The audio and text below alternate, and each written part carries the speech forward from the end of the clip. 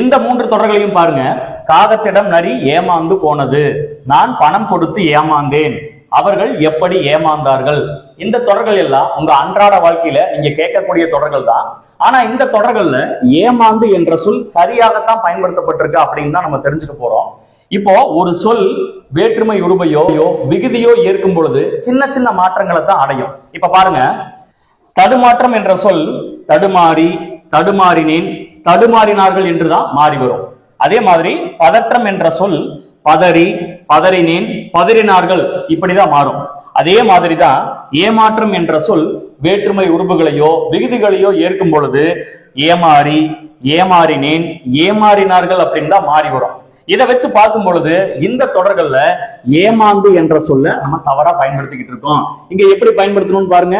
காகத்திடம் நரி ஏமாந்து போனது அப்படின்னு வராது, காகத்திடம் நரி ஏமாறி போனது அப்படின்னு தான் நம்ம இங்க எழுதணும். நான் பணம் கொடுத்து ஏமாந்தேன், நான் பணம் கொடுத்து ஏமாறினேன்.